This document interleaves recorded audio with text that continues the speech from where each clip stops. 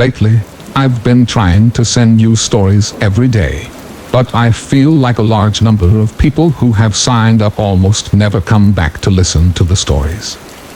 I don't know where that is. Make you unhappy? I hope to receive comments and suggestions from you, and if you find the video good, please give me a like to give me more motivation. For those who have not yet subscribed, don't forget to click the subscribe button and press notification bell to wait for the next story. Now let's get into the story. Story 1. Be prepared, I whispered to myself. Be prepared, I whispered again. And then again. And then another time after that. As I whispered this phrase on repeat, I packed my bag full of all the things I was certain I would need. Even then, though, I was certain that I would forget something. I always have. I always did. Anyway, I digress.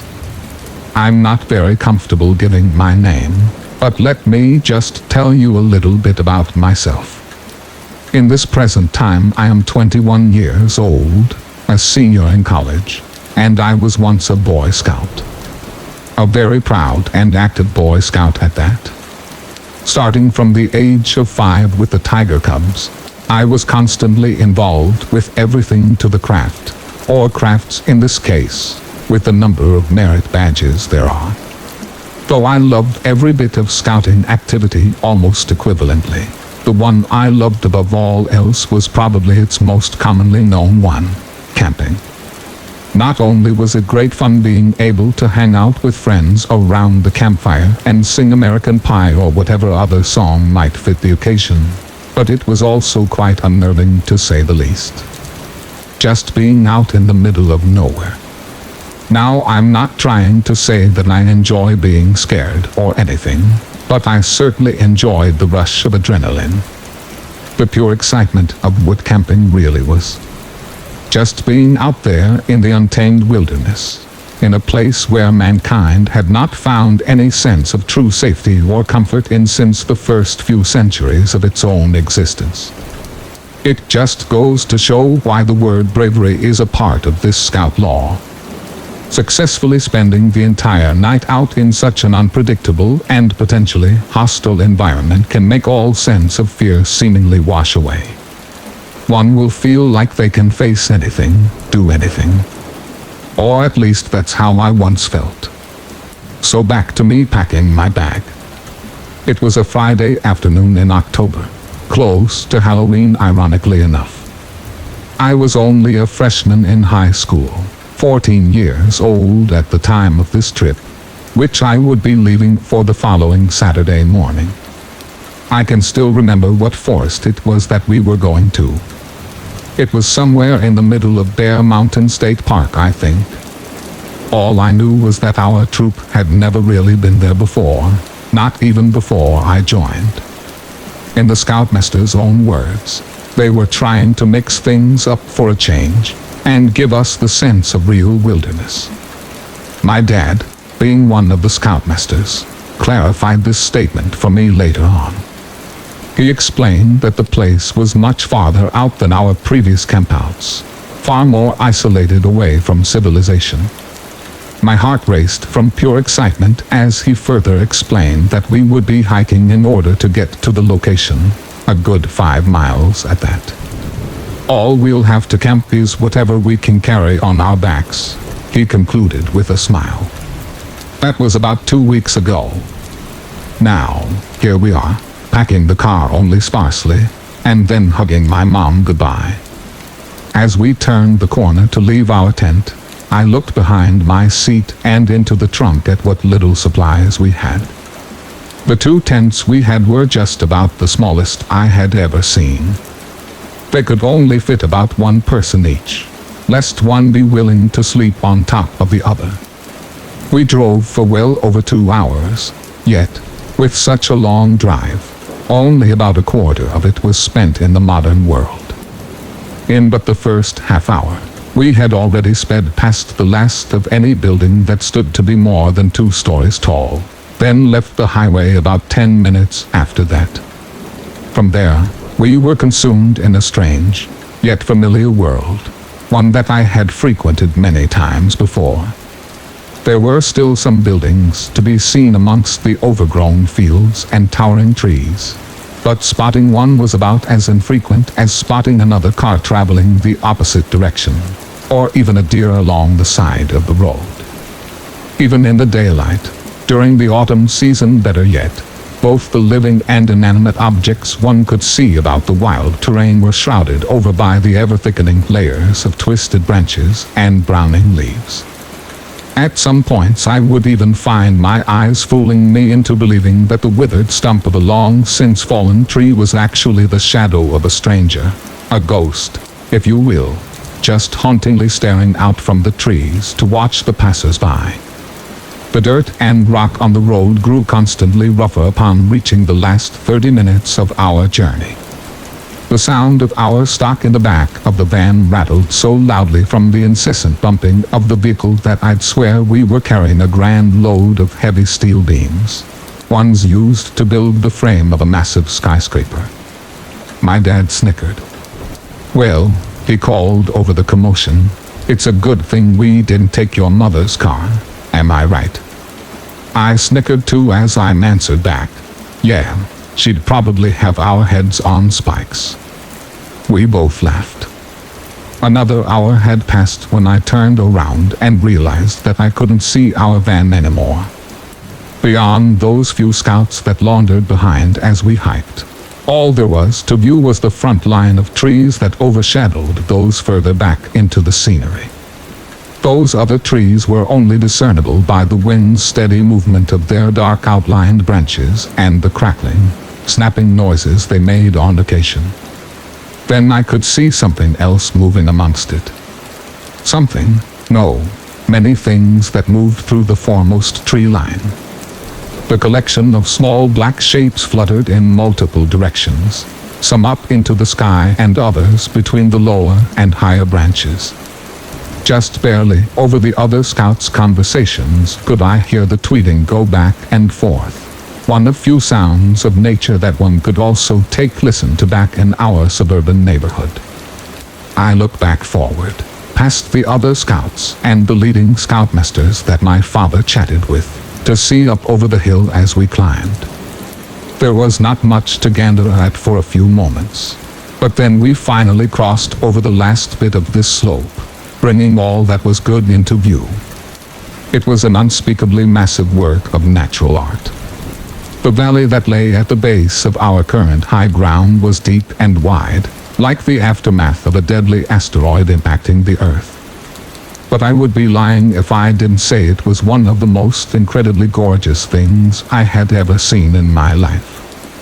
It was like a physical rainbow, what with the autumnal colors that formed endless lines of red, yellow, and then red again, but then green at the outer edges where the pit finally reached a limit. Such was where the pine trees lay untouched by the seasonal drop in everyday temperature, whilst those that ran down the middle were unable to withstand it. It was still 1.5 hours until midday, yet the sun beamed down almost vertically upon the landscape, the assemblage of color gleaming as though it were a diamond or a coating of snow in late January. Off to the left was a mountain, Bear Mountain I assumed, looking down upon this breathtaking piece. It was as though it were the Creator itself looking down from the heavens to indulge in the splendorous image it had gathered together. I will never forget that moment. That one moment of pure joy where all seemed right with the world. That moment where all hostile things had seemingly melted away from this truly wild land, ceasing to exist. Just that one perfect moment. It lay on my mind as we sat around the fire together some 8 or 9 hours later. We now sat somewhere at the valley center, somewhere between two lines of red and yellow painted trees. We had worked long and hard that day. The hiking was one thing, but the hours of collecting branches and logs were a whole other story. Gathering firewood was, without a doubt, the only activity I truly hated in scouting. The scoutmasters were sticklers when it came to it. always insisting that we never had enough. I've mocked them for it too, joking that we might as well just burn the whole forest down. Then again, it was always an impressive fire, especially that particular night. We had to sit at least 6 feet away from it. It was so hot. The sun was sitting just at the valley's edge, its light creeping over an even more brilliant red than that of the fire, when at the same time Scoutmaster Daniels, unimaginably, pulled out his guitar. The fact that he would bring it up this far, with all the natural obstacles to get through, was just maddening to me. The fun that followed, however, made me easily forget. We sang any song we could think of for a seemingly endless amount of time. One person even requested that we sing the ridiculously annoying campfire song from SpongeBob SquarePants, which Scoutmaster Daniels, unfortunately, accepted. Then again, having grown up watching the show, I did end up singing along just a bit. It was around the time that the fire and our lanterns became the only source of light left in the wood that we began to tell our annual ghost stories. These were nothing new to me. I had heard all the classic ones, like Bigfoot, The Hook, Bloody Mary, and so forth. There was even this one joke story we would tell, where the serial killer turned out to be a simple window wiper looking to offer his service to someone. I believe it was called The Viper. Yes, The Viper was its title. I had become so accustomed to these stories that I, remarkably, began to doze off a bit. I let out a yawn. The long, overspoken tales of the boogeyman became like white noise, minuscule background noises. The boogeyman did not hinder my slumber. I leaned my head back in my little pop-up chair and gazed into the air above me. In the shadows, the branches almost resembled tangled and twisting spiderwebs that stretched across the small fissure in the forest's canopy. Through it, though, I could make out the night sky. The stars were seemingly of endless numbers in scope, no speck of cloud to be spotted anywhere in between them. The crystal clear nature of it made me think for a minute, then finally declare that I would sleep without my tense rainfly that night. When I finally did turn in, the fun was still at its height around the fire pit. It almost seemed to have grown higher since I had left.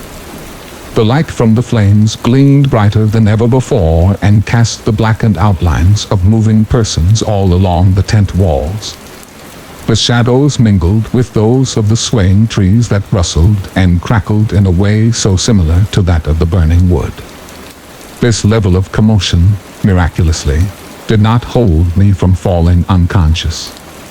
My eyelids began to flutter ever so slightly until the darkness eventually took me. The sounds of twigs snapping and people laughing then fell to a whisper, and then silence. The memory of that rainbow-like valley was the last thing I saw before my eyes popped back open. What greeted them was once again the sight of the star-filled sky that glistened through the hole in the treetops above. I had no idea what hour of the night it was, what with the light of the flame and its embers being totally extinguished, leaving no shadows or outlines upon the tent walls as before. All chatter outside had now ceased. No steps or shoes upon the leaves, grass, or twigs. The tents around my own were now presumably full. Inside one of many lay those now dozing yet lacking any loud breath or snore. The crickets were seemingly absent too, not giving off even the smallest and most quiet chirp. Other steps and calls of the wild were undiscernible by many, especially I. The tent walls did not move or creak with the breeze, nor did any of the trees. There was a heavy lack of branches creaking and snapping from the involuntary movement. No rustling of leaves or small twigs upon the ground. The night was almost unnaturally quiet. Something then broke the silence. A growl. A very low and guttural growl. I felt a pain in my stomach as it wrenched the air once more. I could feel my mouth then begin to fill up slightly more with saliva. I sighed out of pure annoyance. I've always ended up eating very little on these trips. Now it was costing me some well-deserved slumber. I sighed once again. The only bit of grub within reach was a large bag tied up in a tree some 20 yards away from where I lay. The scoutmasters had done that to ensure that no larger animals could get to it. So I decided, what the hell, and sat up while fumbling through my left pocket. It was empty. My heart skipped a beat as I then went for my backpack. I unzipped every pouch, looked through every other cup holder and fold that might contain something. Anything. Damn it, I whispered. My flashlight was nowhere to be found.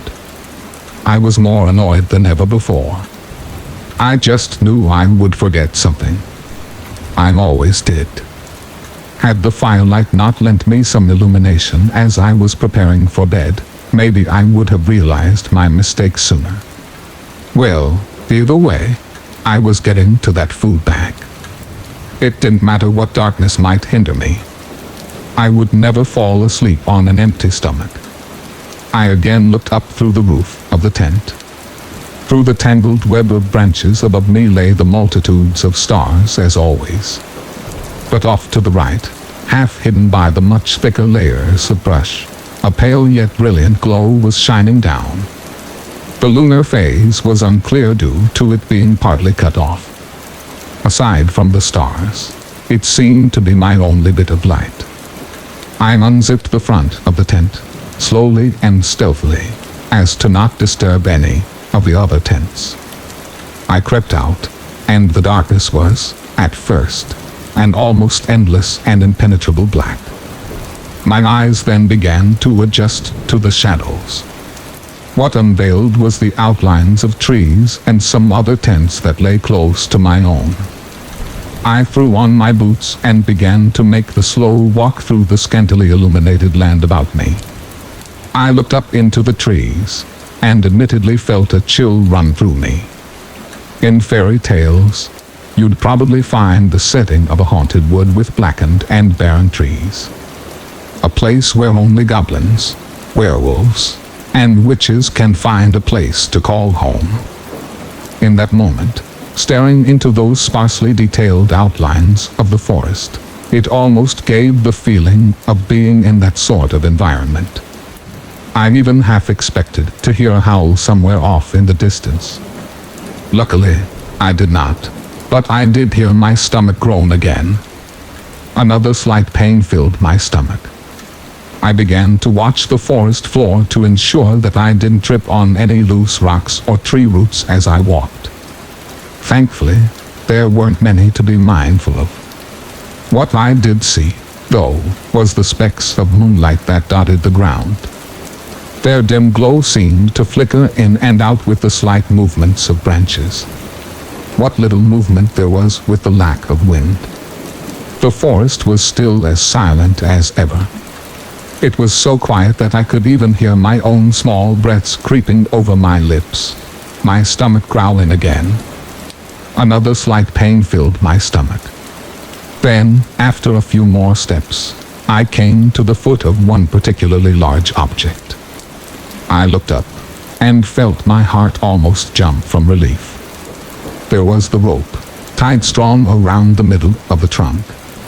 Some 20-odd feet above me was the sack of food. Now, it was a matter of taking it down. As I reached for the rope, my stomach growled again. I felt no significant pain in my stomach. Another growl. No pain. Yet, another growl. No pain. My heart jumped again, this time much harder. The growl rang out again, this time much louder. It was coming from off to my left. I shot my head in that direction, and my eyes fell on nothing but shadow. The shrouded figure of trees and some bushes was all there was to make out in between the shapeless open void that lay ahead. I stared into the darkness for about a minute and saw nothing. Just as I was about to turn back to the tree, though, I took notice to one area of the scene. An object that appeared to be somewhat darker than the rest. It almost seemed to be growing the more I looked at it. And after some time, I began to pick up on a collection of new noises. The sounds of dirt, twigs, and leaves reacting to some kind of pressure. It grew louder and louder and louder. Something was coming. What it was, I did not know. But that was all the more reason to get back to my tent. Scouting had taught me enough about the nocturnal beasts that stalk this environment. For all I knew, it could be a bear, or even a mountain lion. I took my hands back from the rope, not loosening the knot, and slowly began to make my escape. As I crept away, I kept my eyes focused on the splotches of scant moonlight, as to ensure that I did not step on any loose objects that could potentially create a loud enough sound. I didn't hear anything else for a while. The journey back to the tent seemed to take longer than it did to find the tree. After what felt like 2 minutes, I passed by the first darkened shape of a tent. When I reached the presumed center of this site, the sounds of that thing's movement kicked up again. It seemed to be quieter now. I walked closer and closer to my tent, and all the while the sounds got quieter and quieter. Realizing this, I spared a moment to think. I was considering maybe just going to one of the leaders' tents, or even my dad's tent. I could wake up the whole site that way, and scare the thing off. I heard it move again. Crack. For a moment, I assumed it had just stepped on a particularly larger, and therefore louder, branch. Then, when it came to me, I ran. I ran as though being pursued by hell itself, which may have very well been the case. The sounds of leaves and twigs cracking beneath my quickened steps made me cringe. My heartbeat slammed as I heard the same kinds of sounds still close behind me. Miraculously, I had left my tent door sitting wide open. I jumped inside, zipping the door up, and then began scrambling through my bag. I found my knife sitting at the bottom of the foremost pocket. The one thing that I never forget to bring on any trips. I fell flat onto the top of my sleeping bag and waited. No more sounds. I waited in silence. I waited anxiously. All I did was stare up through the tent's roof, knife flicked open and clenched tightly against my chest. The stars were all still there, flickering through the leaves. In the middle now stood the full presence of the moon. A waning gibbous. I kept my eyes focused on it, like a pet on its owner while they eat at the dinner table. I waited. I waited for what seemed like more than an hour. There was not even the slightest creak of the tent from any small breeze. My stomach now seemed to stop grumbling, as though it too understood the situation. After some time, I finally heard something. Something low and heavy. Bumps. 2 bumps that pounded steadily in my ears, with so much as half a second's pause in between. My pulse was racing like this from the moment I had entered the tent, but now it was worse than ever. The night remained deathly inaudible. I continued to stare at the moon. The handle of the knife was cold, yet I could feel the sweat breaking out. It soaked my palms, and some even dotted my brow. I continued to stare at the moon. Crack. It seemed to have been almost 2 hours when I first heard that sound. It was loud, and therefore it was close.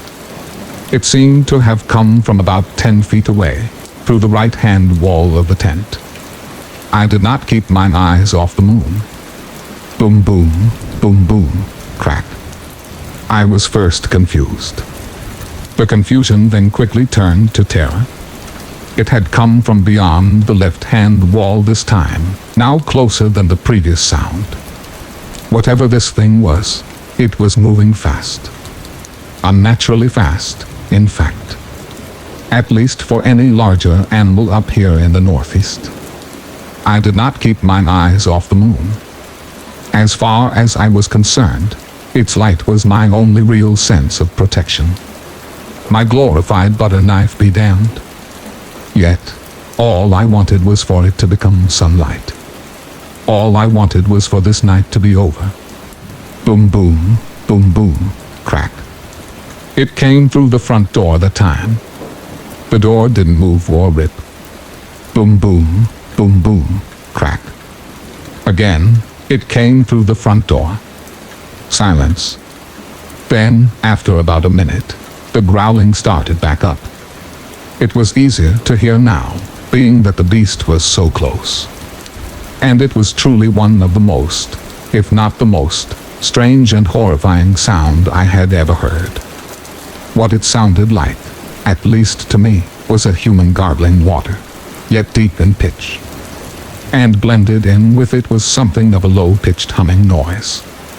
I continued to gaze intently at the half-formed orb in the sky. Boom. My whole body tensed up. I gripped the handle of the dagger even tighter, though it almost slipped from my hands due to the profuse amount of sweat. I had to cover my mouth with my hand, what with how heavy I was now breathing. I felt my veins run cold as I heard another branch crack to my left. But I did not take my eyes off the moon. Another growl rang through the night. G-R-R-R-R. It sounded angry. It was as though it were an animal standing its ground, asserting its dominance. My heart skipped a beat upon realizing this. I began to tremble, as though shivering from a chill in the air. I again almost dropped the knife when I heard the right-hand wall itself almost seem to growl at me. G-R-R-R-R. My nervous system kicked in, and for the first time in hours, the moon left my sight. My eyes, my head darted over to the right-hand wall and remained focused solely upon it. For about 2 minutes or more I stared at it, almost in a trance as I waited for the next crack or growl to resonate from somewhere. Anywhere. Silence. For an uncomfortable amount of time, there was nothing but silence. My heartbeat once again was all that I could hear. It did not cease its incessant pounding. Boom, boom, boom, boom. There was no crack of a branch. Boom, boom, boom, boom. No growl rang through the night. Boom, boom, boom, boom. I turned my head back to the roof and resumed staring into the pale, rounded light. I was so tired now. My eyelids began to fall. The moon was going dark. No. Not now. I couldn't fall asleep now. It was still out there. It had to be. I opened my eyes again. Everything still seemed dark. I took a deep breath and shook my head violently, fighting back the urge to fall unconscious. For a moment, I was somewhat calm. Enough so that it seemed my heartbeat was beginning to slow. Boom, boom, boom, boom. I resumed being as I was before, staring into the darkness above. Darkness. My heartbeat quickened up again, almost faster than ever. Boom, boom, boom, boom. The moon was gone. The waning gibbous. My only real sense of protection. My nightlight. Gone. The knife finally fell from my hand as I again began to tremble. It rolled down my stomach and, upon hitting the tent floor, made a metallic thud against a rock somewhere beneath the canvas surface. In almost the same moment this happened, the dark itself seemed to move. As it did, a glow began to quickly form around it. A glow so familiar that it could only be one thing. Moonlight. The creature. The beast. Whatever it was standing over the tent, staring down at me on my sleeping bag. The light of the moon and the stars outlined its ungodly figure. A humanoid creature, it appeared to be, yet its head was almost too perfectly curved. It was almost like a sculpted head, one with no ears or even any hair. Its skin seemed to be a bit rough in texture, but the color of it was undiscernible. The most disturbing part of it all, though, was the shape of its body. While its head was somewhat skinny, its body was bloated and completely malformed. Its right arm was so much bigger and distorted than its left arm, as though it had been injected with some kind of super steroid. Beyond this, the facial features were completely unseen, all there to behold being its gargantuan shadow. Then, very slowly, it raised up its much skinnier arm and began running its hand down the netting of the tent. Doing so, revealed its horribly twisted hand, its disturbingly long fingers making something of a scratching sound as they slowly cut through the thin, thread-like netting. I wept. I wept hard. The tears streamed down in droves. I began to hyperventilate. It grew worse and worse as the netting fell more and more into from the creature's claws. I was no longer a scout. No longer a man of courage, who had spent the past 12 or more hours on the camping trip of a lifetime. No longer one who could see the civility in an unpredictable, hostile environment. Now, I was nothing more than a child. A child that lay weak and cowardly in his darkened bedroom, shrinking away from the boogeyman that lurked in the shadows, lurked inside nothing more than old tales that ran through their head. Only now, the old tales were real. The boogeyman was real. There was no method of escape to be found here. I was trapped. Trapped in what was, inevitably, my final resting place. My tent, I now must say, is comparable to that of a coffin. Above me stood my undertaker. Already dead. I was already dead, and yet I found myself grabbing for the knife. I held the cold blade up to the beast and shut my eyes tightly.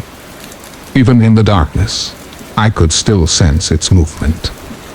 Its gargantuan figure was reaching down to me. Hey! The call came from what seemed to be the back wall. Following it was the sound of movement. What sounded like 2 or 3 things rushing in my direction. The creature snarled in response, but that snarl then quickly morphed into a shrill wail, one that echoed for what seemed like miles into the night. For a moment, I half opened my eyes as it screamed seemingly in pain. In the blurriness of the scene, I saw very little. I did not see an attacker or even hear some sort of struggle between 2 entities. Rather, I saw the creature, the boogeyman, in full display, shining in a beam of light for but the briefest of seconds. Hey! Go! Get out of here! In those few moments before it had taken off, I could remember only 2 things about it. The pink of its skin and the pale white of its eyes. The wailing echoed farther and farther away into the distance as I once again made eye contact with the moon. Its pale light was quickly overpowered, though, by many far brighter lights, the lights that truly protected me. I shut my eyes to them and saw nothing else. When I awoke, the scene had changed. Above me was a pale light, yes, but it was the moon, or even heaven for that matter. It was a lamp. I sat up and found that I was inside now. The walls were painted white and I saw, hanging on one of them, a picture of a pink-skinned humanoid, a diagram of human muscles. I was laying in a bed at the hospital. The nurse, sitting at my bedside, looked up at me and spoke. "Oh, good. You're finally awake. Wait here for a moment. I'll get the doctor." The doctor came in some 2 minutes later. My parents followed swiftly. He explained what had happened. Everything's all right. Okay. Nothing serious happened.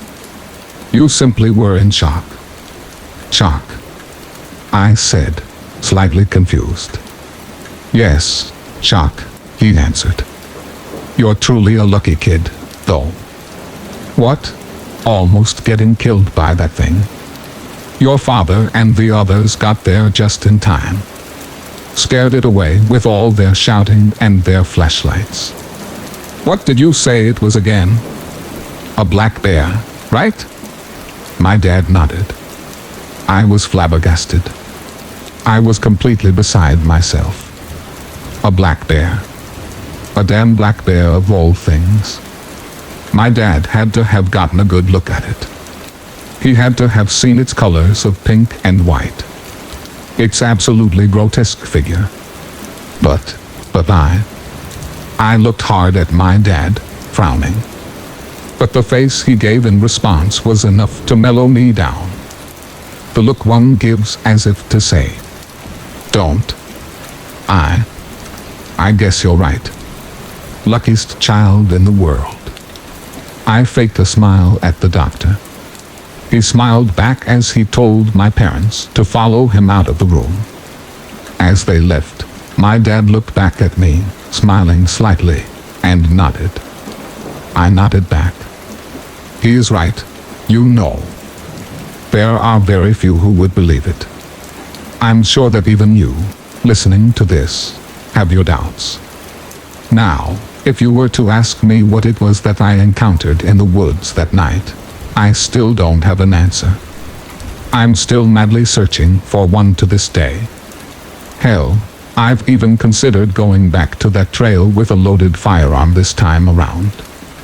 But even then, I don't think I would find anything.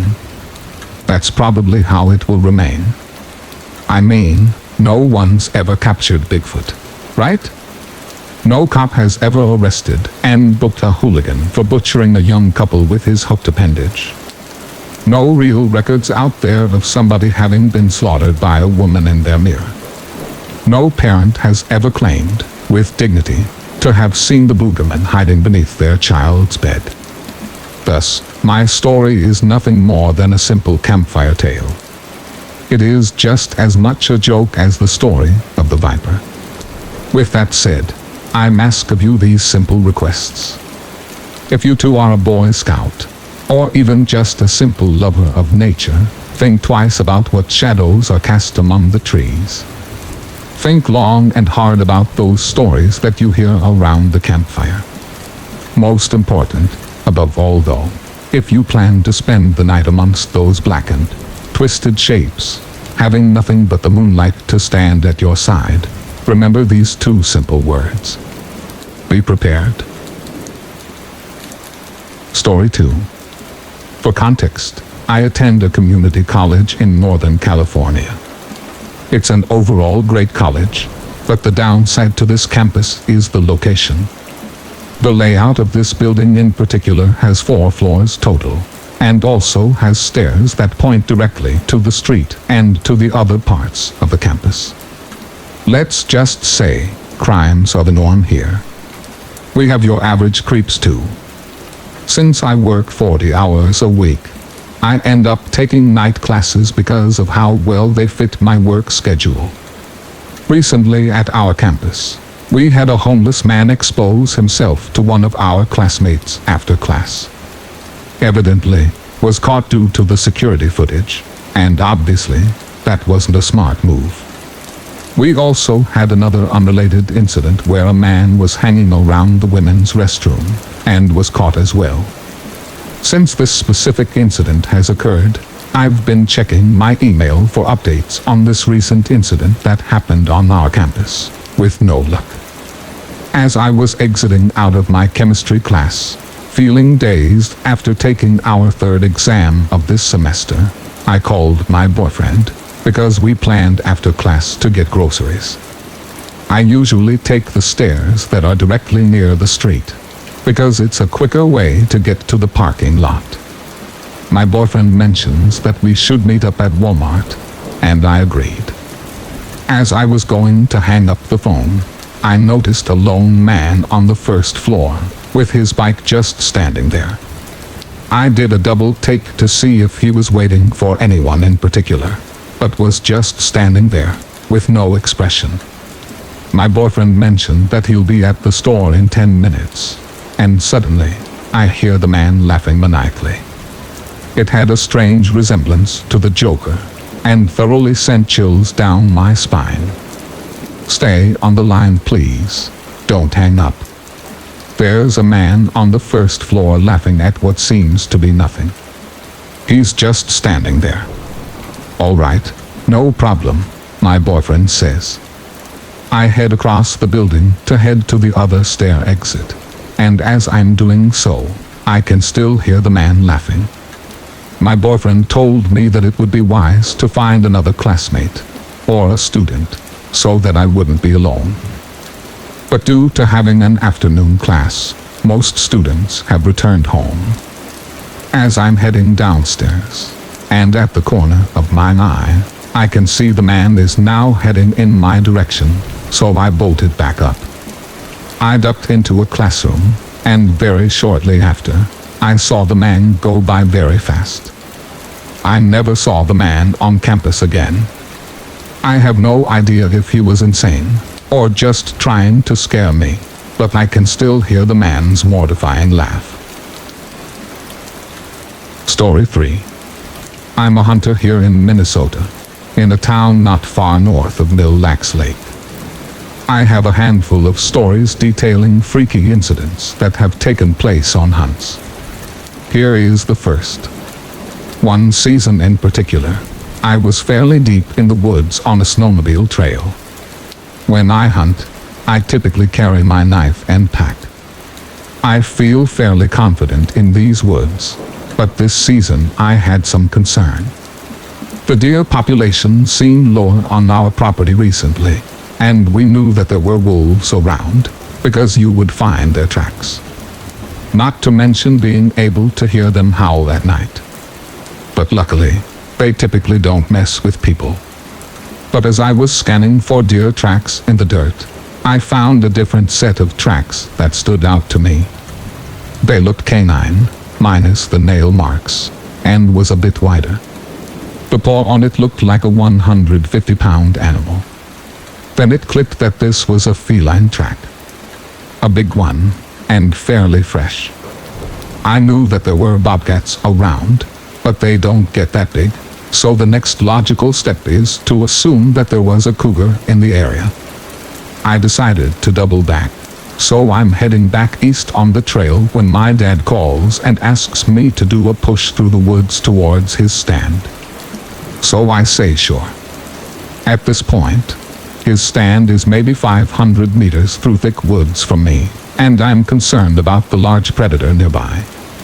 But I also know that I'm 6'4" and about 190 pounds before putting on my gear. Statistically speaking, cougars don't tend to attack healthy adult men. So I push forward. I get about halfway to the other stand when I get concerned because I lost my marker. I stop to regain my bearings, and then it hits me. Something in my gut tells me, you are being watched. Then I notice how still the woods are. Deathly quiet. Then I hear a branch snap behind me, maybe 20 meters. I ready my rifle and scan in a circle, but only see trees and brush. I wait, and it's just way too quiet. So I push forward towards my dad's stand. The whole time, hearing something not far behind me that's quietly keeping pace. Eventually I stopped hearing it, and the woods went back to normal with the birds singing and whatnot. Then, I stepped out onto the trail about 40 meters from my dad's stand. I suspect it was the cougar that made the tracks. My guess is that it thought that I would pick up too much of a fight, or it caught my dad's scent and chose to back off. I never did see it, but something definitely was following me. This happened like 2 years ago now. I decided to take my fiancé hiking after work one evening in a park with some nice bluffs to climb for a great view. If I'm honest, I was hoping to see a nice sunset and earn some boyfriend points so I could drink with my buddies on the weekend without complaint. You should know that this isn't a particularly safe thing to do at this time of night, so I gave her my tactical knife and I carried a .40 caliber pistol. We arrive and park the car before heading up the trail. Then about 100 meters in, we spook what I'm assumed was a deer, which hauled ass away from us so quickly that I only saw a flash of tan. Honestly, it scared us pretty good too. So I'm on edge and we round a crest in a hill, and I see a black mass to my left in my peripheral vision. I unsnapped the retention on my holster and turned to engage what turned out to be nothing but a mound of black dirt. So I calmed down and we continue on with our nice little evening hike with birds chirping, bugs making noise, regular forest stuff. Now for the creepy part. Once we're within about 200 meters of the halfway point on the trail, it starts to feel real eerie, almost like we are being watched. This time it clicked right away. The woods are now dead, but I start noticing movement keeping pace with us, so I keep us moving towards the top of the hill, the high ground which is the halfway point on the trail. We reach it and stop, and so does whatever was following us, but the woods are still dead calm, and my fiancé tells me she thinks we are being followed. So we decide to move on and take a shortcut back down to the bluff, to the paved trail. We make it, and the woods get back to normal sounds again. We considered hiking more, but were a bit too spooked and left the park. Now whatever was following us I suspect was another cougar. It was quiet, and we didn't see it, and the strangest part is that the stalking noises it did make sounded elevated, like it was moving from tree to tree, and big cats have been known to do this. Story number 3. Perhaps the least explainable of the three. This one happened around June or July of 2007, I believe. I was around 17 years old and much more cocky then, but still somewhat knowledgeable of the outdoors. My family used to own a cabin in northwest Wisconsin. I basically grew up there in the summer and knew the woods well, but at night it was wise to stay in the cabin, or at least by the bonfire by the beach, because of the bears, wolves, and cougars. One of the creepiest things was if you were having a bonfire, the tree line was visible from the fire pit and beach, and at night you always felt like you were being watched from that tree line. But during the day the woods always seemed normal, not creepy. That is until this incident. This happened in broad daylight, sometime around noon. Me and my cousin were having an airsoft battle. I was in full woodland camo. He was not. I retreated onto the ATV trail into the woods for a tactical advantage, and our battle took us about 200 meters up the trail. We had enough at this point and were standing at the edge of a clearing on the trail, talking, and he was maybe 10 feet away from me. When I decided to mess with him, I shushed him and said, "We're being watched." He froze, and then I realized the woods were dead quiet, and I got spooked and started scanning the tree line and the other edge of the clearing from left to right, when I saw it. Its teeth gave it away. It was panting and staring at my cousin. I don't expect you to believe me, but what I saw was a wolf, as big as a black bear, at least 300 pounds, but it was normal. This wolf was on 2 legs crouching next to the tree, with its arm grasping the tree, grasping with a clawed hand. It had reddish-brown fur. The next thing I know, we're both sprinting back towards our cabin. I look back at the wolf or bear or whatever the hell it was, which was now in the process of full-on charging us, barreling through the brush. But for whatever reason, it stopped following us as we broke out of the tree line. What stuck with me the most was the sheer size. The wolf thing had to be nearly 7 feet tall when upright, and that where it should have had front paws, it appeared to have large clawed hands. Now I'm not sure how to explain it away rationally. I have heard wolves will occasionally kind of walk upright, but as far as I know, they can't sprint on 2 legs, nor do wolves get that big, and black bears more waddle on their hind legs. I still have no idea to this day exactly what that thing was. Story 4. When I was 13, I was standing outside of a military base in Italy. I went to school on the base, but said base didn't have many mental health options, so I ended up going to a mental health clinic off base. The therapist usually called a taxi for me, considering I had no other method of transportation to the therapist, besides my mother, who was at work at the time. I have a hypersensitivity when it comes to messages, so when my therapist messaged me, saying he will be there soon, I assumed this meant that the taxi driver was going to be male instead of the usual female that picks me up. Now I have to mention early on, so people don't think I'm an idiot, that the taxis that work specifically for the clinic are unmarked. I know, it's weird, but it's Italy, so right off the bat I was expecting the man in an unmarked vehicle. Great start. I had waited for what I would consider to be long enough before a man in a white car pulled up right in front of me. At this point I should also say I don't really look like a 13-year-old, and tend to be grouped with 17 and 18-year-olds, off of appearances alone. Regardless, I was standing in front of a military base, so I assumed that nothing sketchy would go on, right when there are armed guards only a few meters away. I ask him if he's going to the clinic, and he shakes his head, motioning me into the car. I get into the taxi, and the first thing that sticks out is that this man is pushing obese. He has multiple stains on his plaid shirt, and is definitely not taking care of himself. I wasn't given long to judge my surroundings before he was peeling out of the parking lot in front of the base. He reached behind my chair and pulled out an almost empty can of Monster, taking his eyes off of the road completely, and took the finishing swig. I also realized at this point that he had no phone, wallet, or personal items in the car. I found it very strange, but it was not too unnerving. As soon as he began talking, is when the first major red flag went off. This guy had a high-pitched, nasally voice, and kept on repeating the word, amigo, while motioning between us.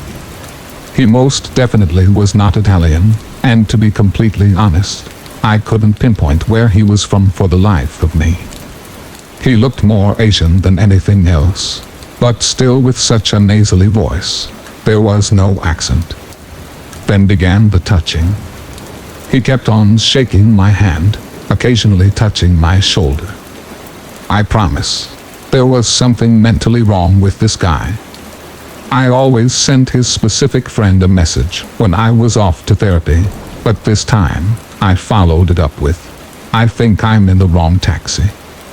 My phone was almost dead though, so I didn't check his reply before I turned off my phone.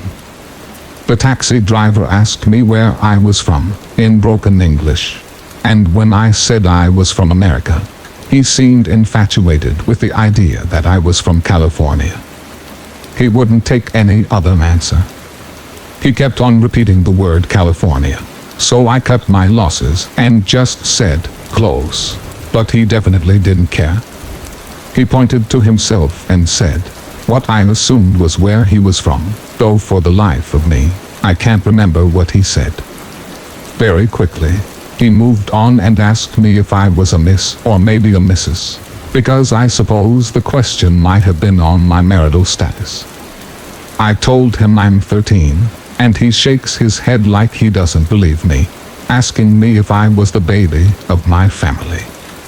The question sounded borderline sarcastic, but nonetheless, I nodded because I am the baby of my family. He looked me up and down, shaking his head. No, he grinned, you're not a baby. At this point, red flags were right in front of my face. He's rambling about literally nothing. And soon he begins talking about a train station, which is when I realize we aren't going the right direction. I put 2 and 2 together very quickly, and realized that earlier on, he hadn't been telling me where he was from. No, he was telling me where we were going. My blood went cold. I was prone to panic attacks, so I kept my fingers tapping on my thigh to remind myself that I couldn't freeze right now, not in a stranger's car. I ask him about the clinic. He ignores me. I ask him where we're going. He begins asking me if I want to go to a bar or a restaurant. He's ignoring my plea for the clinic and keeps on going. Bar or restaurant? He pulls over and keeps asking, though at this point I'm closing in on hysterics. I wanted to scream at him, tell him to listen to me. I couldn't. All I could say was, I'm in the wrong taxi. Instead of repeating, he finally looked at me with a confused face and asked, taxi. My heart was practically in my stomach already, but at this point it dropped straight out of my butt. I didn't know what this guy's intentions were, and we were practically slowed to a stop at this point. With the last bit of my sanity, I threw open my door and told him I'm getting out. He went to put his hand on my thigh, but only grazed it as I was up and out of the seat within 2 seconds. Tops. At this point his mood changed to anger. He was talking to himself, saying, I'm so bad, and occasionally looking to me and saying, you're right, I'm no good. Which was him undoubtedly trying to guilt me back into his car. He then switched to a new method, which was offering to drive me back, which I again declined and told him I wasn't getting into the car. He looked mad and finally drove off, only to park halfway up the street for a good few minutes before finally taking off. I used the last of my phone battery to drop my location to my therapist and asked her to come pick me up. I swear I saw the guy circling the base a few weeks after the incident, but I just chalked it up to me still being paranoid. Story 5. This happened about 1.5 years ago. The name has been changed. I used to work in a gas station where this one particular customer was a regular. Throughout interactions with this guy, I figured out there was something off about the way he socialized. This guy could ramble for minutes and minutes and minutes at a time until you told him that you had to serve somebody else. Even if there was a queue, he would still ramble. I was the new girl at the station, and everyone told me they avoided serving him because he made them uncomfortable, yet they never trespassed him or asked him to leave. Let's call him Tom. Tom was in his mid-40s and ran some kind of unregistered, probably somewhat illegal, lawn mowing company where he would mow lawns for people and they would pay in cash. I feel sorry for his customers because I really wouldn't want this guy on my property or knowing where I lived. It started off relatively harmless, but harmless always gets freaking tiring. So he used to comment on my smile, how he liked the shape of my face and mouth. He also used to comment on my hair, which I used to dye red. It's actually part of the reason I stopped dyeing it. He even stroked it a few times. I told my site leader that I thought he was weird and he was always commenting on my looks, and I was getting sick of it now. She literally said, well, none of us kiss his butt, so he leaves us alone now. That really pissed me off because I never kissed his butt, only politely served him and asked him not to behave in certain ways. Secondly, he never left them alone. They used to run into the back room and make me serve him. One day my coworker had a heart attack and died suddenly, not at work. I was really upset because he was practically the only nice coworker towards me. There were a lot of crabby women working at the station who talked about me and made fun of me behind my back, even though I was constantly doing their work and pulling double shifts regularly. His coworker was a really wonderful, older guy, pushing me to talk to my boss about becoming a manager. Naturally, I was upset and I cried a couple of times on my shift. But once I was alone for the night, I had to hold myself together for the customers. Tom came in. It was around 8 or 9 p.m., and we have a policy called controlled door. Basically, we unlock the door for anyone who we think won't rob us. After 10 p.m., no other customers are allowed in. So yeah, Tom is buying 2 bottles of Coke or something. I let him in because I wasn't threatened by him at this point, and I was a bit off during that shift since my coworker had just died that day. He approaches the counter and mentions that I look sick or upset and how he heard that so-and-so passed away. I just said yeah and said I was feeling a bit sad. Without warning, he grabbed me by my neck and pulled me across the counter into an awkward and painful hug because my legs were hanging midair. I didn't say anything because I was literally so taken aback and, frankly, scared. Tom then said, "I noticed you had the door locked, and then you unlocked it for me. That must mean that you trust me."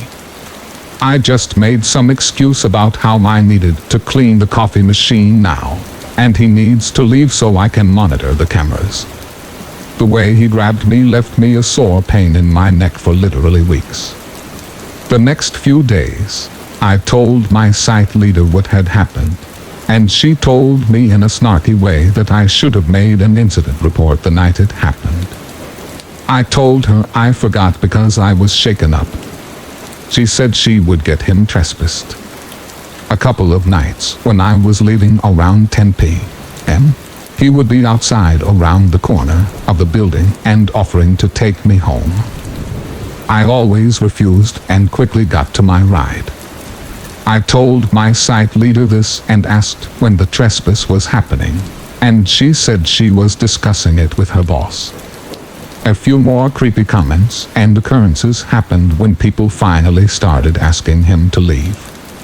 By this point, everyone was aware of his behavior towards me and were actively telling him to leave. I got fed up and handed in my resignation since he hadn't been officially trespassed. It took me handing in my resignation for them, on that day, to go to the police and then have a sit down with me and try to convince me not to leave. I said my mind was made up, my co-workers were mean people, and this guy was harassing me. I wasn't going to put my health on the line for a job at a gas station. In my last couple of weeks, they switched me in between 2 other different sites so Tom wouldn't know where I was and to get away from my regular co-workers. My main site at the time was amazing. The co-workers were supportive and very friendly. The site leader was sympathetic and even on more than one occasion warned me when he was approaching the store, got me into the back room on time, and then went off at Tom for looking at me, telling him to leave and that he was calling the police. I forgot to mention that when I was placed in the other sites, he would drive to each site every day to ask where I was. Someone from my old site told him. I still don't know who it was or why they would do a thing like that, even if they disliked me, but that's how he found out where I was and would come in.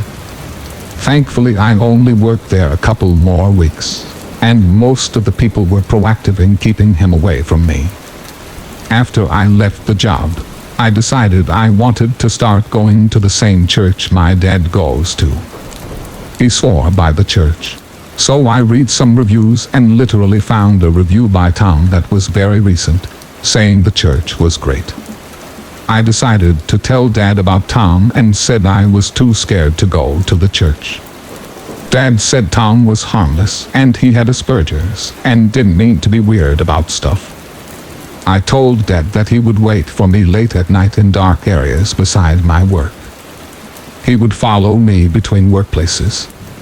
One time I worked half a day at Site 1 and then drove to Site 2 for the other half of my shift, and he was driving behind me. He made comments about how I looked and how I was just such an amazing person countless times that it just became tiresome and creepy. Dad ended up speaking to the pastor, and pastor told him that he had actually been banned from the church a few days ago for inappropriate hugging the women there. His wife actually came into the church to complain. She did the same thing at my workplace, saying he was innocent and had done nothing wrong. I don't know if she's stupid or in denial. Anyway, I moved cities away from where I used to live, and I'm very thankful that Tom never found out where I lived or hurt me in any way. I look back on those times where he waited for me in the car park at 10 p.m., and I literally shudder at the thought. Story 6. The Hester House was a legend passed down from class to class in my high school over the decades. Students, and even teachers, told a variation of a story about a house belonging to one of the earliest families in our community in central Pennsylvania that burned down a century earlier but reappears with the first full moon in October. The story was based on a real house that belonged to a family which owned much of the land in the country but sold it off for residential and commercial development over the decades. When the house burned down in the 50s, it took with it the last of the Hester family line. The problem was that no one knew where the house had been. There were some old foundations along the southern slope of Peters Mountain, but none of them could be linked historically to such a house. The only history was that of the suburban legend, which evolved over the years. The one thing that remains constant was the promise of a treasure hidden underneath the floorboards in the house. If you found the house while it existed in our realm, you might find cash, gold, jewels, enough to make you rich. Of course, if you didn't get out of the house before it disappeared, you would go with it and become a ghost inside its walls forever. Of course, this was the excuse used by high school kids over the years to go into the woods up on Peters Mountain to camp or have a bonfire or really try to find the house.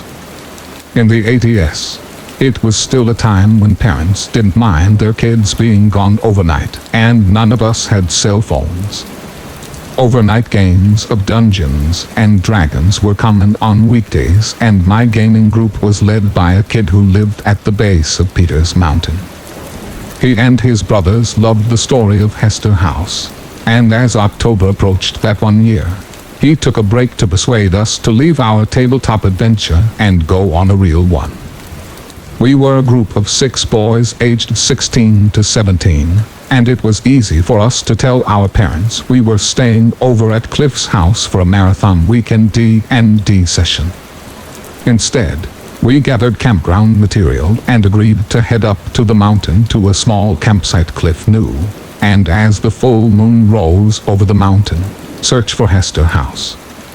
Of the 6 of us, we lost the 16-year-old for lack of permission. We lost 2 more who chickened out, so the 3 of us remaining had to split the gear, which put us behind schedule for the camp. The woods were damp and leaves were already falling across the trail, making the shallow uphill slippery and the steeper climbs treacherous. Getting up in the daylight was going to be fine, but after dark, there would be 2 miles between camp and Cliff's home, and another 3 miles back to town, so we were committed. We reached the clearing where Cliff and his brothers and a lot of Hester House seekers made camp. It was a relatively flat area with a view down the mountain into the trees, but we were totally insulated by trees and cut off from the world by the sound of the forest, with only the regular whistle of a distant train to cut through it. By the time we reached this camp, We had lost a half hour and scrambled to assemble dry firewood, start a fire, and get the tent pitched. The wind rose from the west and cut through the trees, making our activities difficult. From there, things started to fall apart. There were poles missing from the tent bag. We could only find a limited supply of dry firewood to get the campfire started.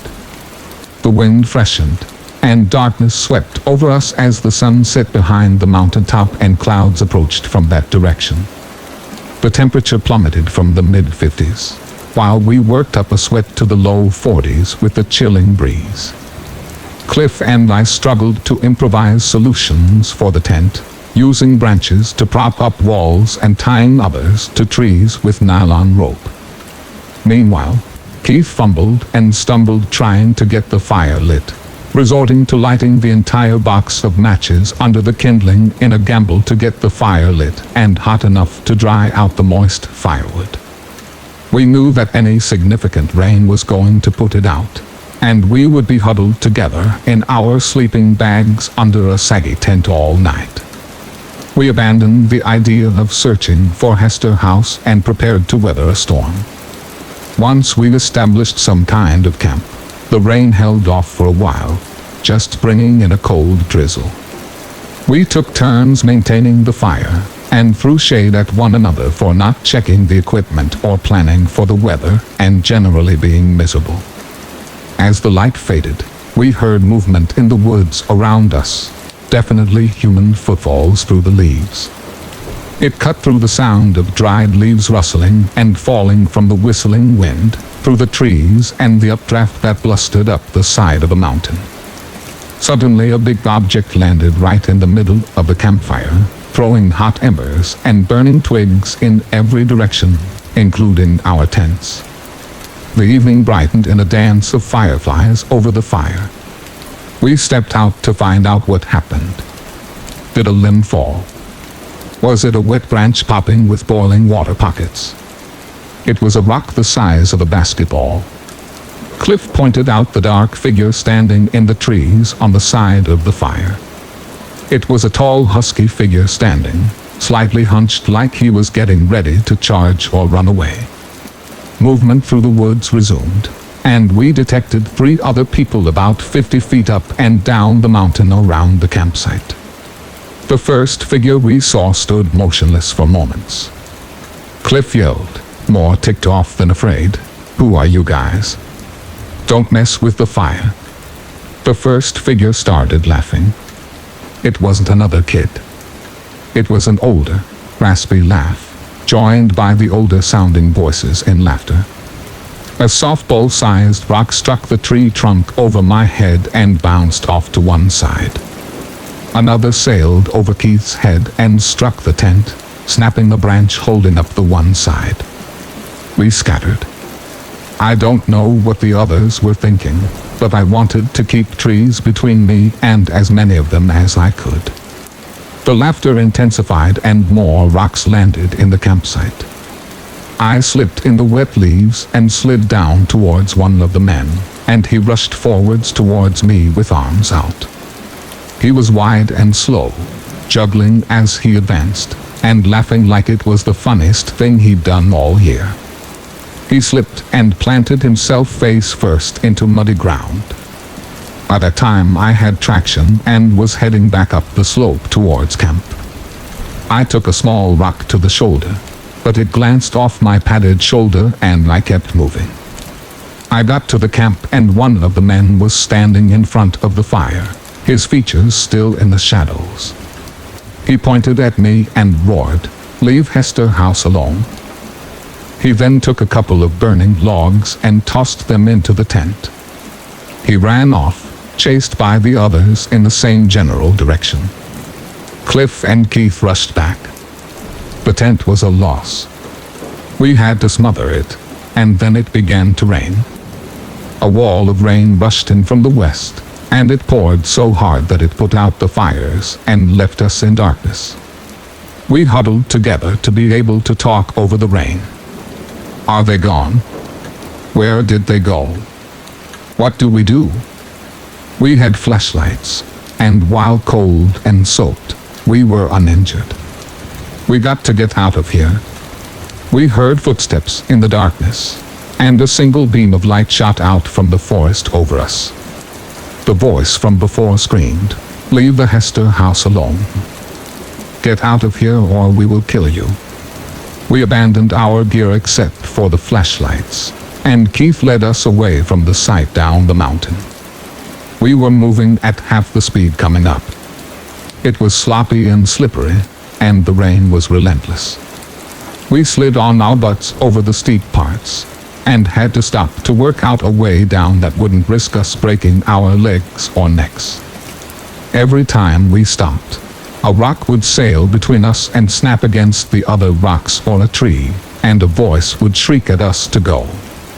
Go or we will bury you on this mountain. I want the skinny one. She's cute. A rock hit Keith on the cheek and nearly sent him over an incline, but he dropped to his knees to keep from rolling. It dazed him, but his adrenaline kept him moving as the skin swelled and darkened. I said the first thing that I thought of to Cliff. If these are your brothers and their friends, Cliff, I will be so pissed. Cliff shook his head. No, not them. They would never do this. And I believed him. But most of the town dating back a generation or more did know about the Hester house story and the date. It would be easy for somebody with bad intentions to come out into the woods on the first full moon and wait for a bunch of stupid, unprepared kids to make a camp far from witnesses. Suddenly the stories about the kids going missing inside the Hester house trying to get the treasure made me think if anyone actually did go missing on a dark night in the woods. And the house was just a cover story to a rock hit me between the shoulder blade with the power of a fastball. I felt something pop in my spine into sharp shock up and down my entire body. After what felt like hours in the increasing darkness, dry heaving from the panic and the struggle, coughing and spitting up snot and rainwater, we came to the road close to Cliff's house. There was a man standing underneath the streetlight by the street. He had the same predatory hunch as the man at the campsite. Soon 3 or 4 other figures appeared and blocked our way. We stopped and they began moving towards us. Suddenly our silent prayers were answered when a truck rolled around the corner, heading up the hill, and bathed them in its headlights, blinding them. These were not kids or young adults. These were older men, faces in their 50s or 60s, bloated and wrinkled, covered in dirty clothes and windbreakers. They were ugly, evil-looking men who had worn us down to exhaustion and were ready to strike. The truck did not slow down, but it gave us a break. Cliff pulled us to one side of the path and back into the woods along a smaller, natural path along the road. With a supernatural reserve of strength, we cut through the barbs and brush like rabbits eluding wolves and came out scratched and scraped across the street from Cliff's house. The porch light was lit and the garage door wide open. Cliff's dad was working on something inside the garage. We heard the men chasing us along the road, but once they saw the lights of the house, they stopped. We didn't stop until we were in the garage yelling at Cliff's dad that there were men after us. Cliff's dad called the cops. Cliff's mom took us inside, dried us off, and helped tend our injuries. The cops never found anybody, but they scolded us for being irresponsible enough to go camping in the woods without supervision or preparation. The sergeant there saved his strongest words for Cliff's parents, effectively ending our weekend D&D games. Prevailing wisdom was that it was probably some old guys who lived up the mountain who just wanted to scare some kids out on Hester House night, and they dismissed our dramatic interpretation of the peril which was, in their minds, the product of our excitement and hormones. The newspaper took a decidedly Halloween approach to the story, spinning it as a tantalized tale of transients stalking local kids on a camping trip. But who knows what in mind when they caught us. But we're at Hester House Guardians in the woods. It's been over 30 years. But if I'm ever in the neighborhood again, I hope we never meet. Because I'll straight up murder you. Story 7. I'd like to think I have pretty decent instincts now when it comes to knowing who has bad intentions. But I was always as cautious and observant as I am now. When I was in high school, I always felt so ugly. I had low self-esteem and anxiety, which was really more of a problem rather than my looks. So if anyone of the opposite sex gave me a little attention, I would start to like them. I was pretty innocent despite how desperate I was, having only kissed one boy. So when I was 17 and a college guy put interest into me, I immediately clung to him.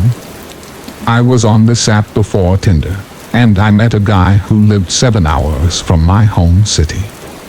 His name was Brandon, and he was gorgeous. Blonde hair, muscular, blue eyes. He played soccer for his university and was 19. Honestly, he wasn't my usual type. I really like guys with darker hair and eyes. I still do, but he was really handsome and really kind. He would shower me with compliments and talk to me all the time. I lived alone in an apartment with just my cats, so when I would get lonely or scared, he would always comfort me. A month into talking, he started asking for pictures. Not ones of my face, but obviously nudes or bra pictures. Now this was nearly 6 years ago, and I didn't have a good concept of stranger danger on the internet. I mean, smartphones had only really been around for 2 or 3 years at this point, at least in my school and with my age group. 17-year-old me, who was so insecure, wanted to make him happy because I couldn't believe I had gotten a guy to like me. I was ready to do anything he asked. I never sent naked pictures. I was way too insecure for that, but I would send pictures of me in my bra. He would shower me with compliments saying how sexy and beautiful I was, and I fell for every word. With time, I started to get upset though. I wanted to see him.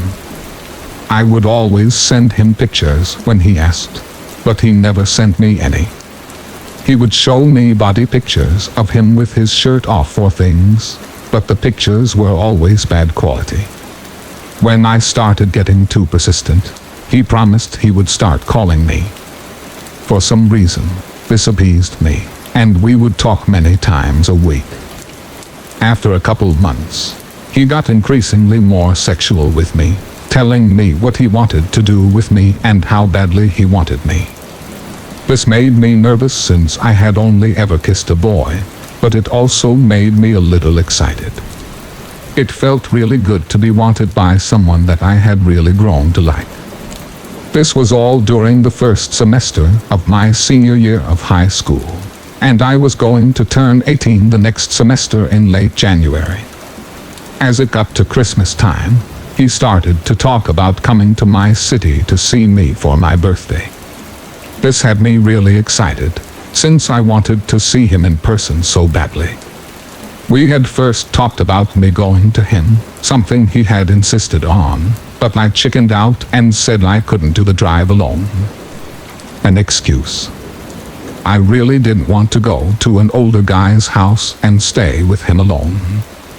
My own house made me feel more safe.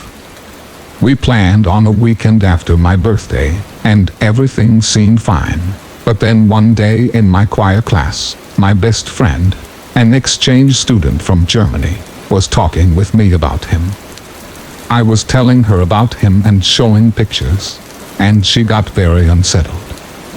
"Have you seen him on video?" I told her no, and she gave me a skeptical look. Something just doesn't feel right. There is no way he is real. Not that you couldn't date someone like him, but he's too perfect.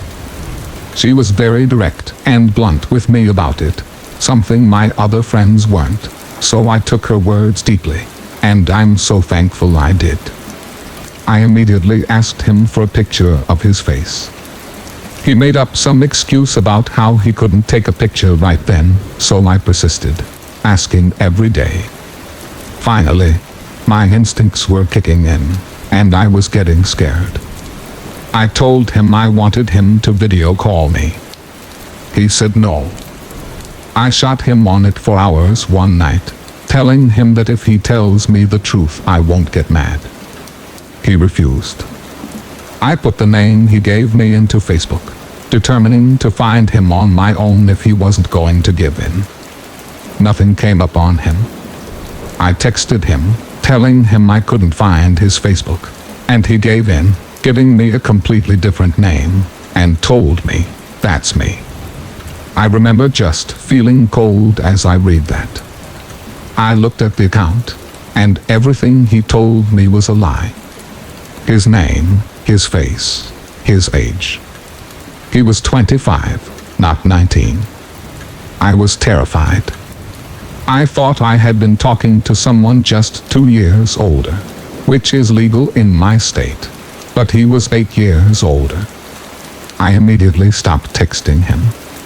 That's when he started getting obsessive. He would text me dozens of times a day, calling me over and over again. He would beg me to answer him, to give him a chance. Then he started threatening me to answer. He told me that he had saved all of our pictures. He kept them all, and told me he would send them to all of my friends and family on Facebook, showing everybody me in a bra, and show our text messages, talking about what he would do to me sexually if we met. Looking back, all of that was more damaging to him than me, but I was young and stupid and afraid. I hated my body so much, and I was terrified of people seeing it, so I started talking to him again, more reserved and cautious this time. The days inched closer to my birthday, and the weekend we had planned. Our messages had become bland and short, since I was trying to make him lose interest in me, but he never gave up. If I took too long to message, then he would threaten me again. My birthday fell on a Monday that year, and he sent me all kinds of messages. I don't even remember what I did that birthday. I didn't have many friends, and I've never liked to celebrate, so it was probably small. When Friday hit, I got a text from him that morning, saying that he was driving to my city, and that he would pick me up from school. I was terrified. I had lost a lot of my friends the semester before, so they obviously had no clue of my situation. Out of desperation, I went to one of my guy friends, who I hadn't talked to in a couple of months, and spilled everything to him. He was a longtime friend, so he was sympathetic and promised to follow me home that day. I went straight to my car, ignoring the mass amounts of texts, saying, "Where are you?" "I'm here." My friend drove behind me all the way to my apartment, which he had no clue I was living in, and stayed with me as I cried for a while. I turned my phone off, and my friend left later that night. Brandon had no clue where I lived, but I was still paranoid. What if he somehow found me? Only 3 people knew where I lived, 4 now with my guy friend, and he didn't come in contact with any of them. When I finally turned my phone on, he was threatening me again. I was so exhausted and fed up, I started spam texting him, yelling and venting. I told him how stressed he had made me, and how what he was doing was wrong. I told him to send the pictures, and that I didn't care anymore. I started to attack his character, telling him how no one could love him if he hides who he is, and then treats people like crap when they catch him in a lie. Thankfully for me, he had enough care for me to take my words to heart. He apologized and told me he deleted all the pictures. He swore to leave me alone as long as we could still talk every once in a while as friends, I agreed, even though I knew I was lying. I talked to him for a month, short responses until he finally gave up. Even now at 22, I still see his name appear sometimes. I blocked his number and deleted him on everything, but his name still shows up sometimes on my Instagram or Snapchat when he is trying to re-add me. He's the reason I don't get my name or picture out. He isn't the first stalker I experienced. The first time was when I was in 6th grade, but that's a story for another time. Story 8. I had recently moved into my own place at 19 due to my ex-stepdad being emotionally abusive towards me and my mom. I'm a female. I moved into a council estate in the northeast of England before moving into the house. I was warned. It was in a rough area. I was given the weekend to think over whether I wanted to move over here. Over that weekend, I visited the house at random times throughout the day to see what the activity in the area was like. I decided it didn't seem too bad as I was moving there to have a place to live, not make friends. Anyway, I lived here for a year and never really had any bother by anybody apart from one night. Let me just describe the layout of this house a little bit. It was a 2-bedroom house with a back garden, with a gate to get to the back garden being to the right of the front door. I always kept this padlocked. My bedroom was above the front door with a window facing the front door and side gate. I also had a driveway which my car was parked on. I had just recently started working day shifts as opposed to nights. So my sleeping was pretty messed up at the time and I would fall asleep pretty early. On this particular night, I was in bed around 9 p.m., started watching the show on Netflix and fell asleep pretty quickly. Around 11, I was awoken to a loud banging. I stayed in bed and hoped it was just a one-time thing, but then the banging proceeded and I could hear shouting. Can't remember what was being said, but I was pretty freaked out, living by myself and no reason for anybody to be knocking on my door. Then while someone proceeded to bang on the front door, loud enough to sound like they could have broken it down, another of the party started to shake on the side gate. Luckily it was padlocked. I then called my mom who was on night shift at the time, so she answered pretty quickly. I was crying at this point and quickly filled her in on what was happening. She stayed on the phone to get me through the rest of this ordeal. I don't know how or why, but I got the courage to peek outside from behind the curtains. I could see 2 men, probably in their late 20s, early 30s. They were guys dressed in tracksuits, and all around didn't look very friendly. At this point I'm pretty sure they were heavily intoxicated with either booze or drugs, or both.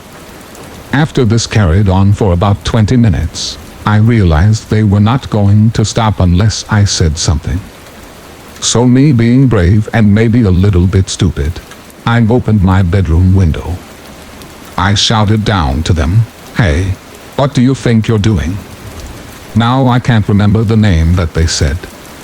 Maybe Steve. The one that had been banging on the door said, "Get Steve out here now." Me being confused because obviously I lived by myself, said, "Who is Steve?" This guy then replied, "I know he's in there.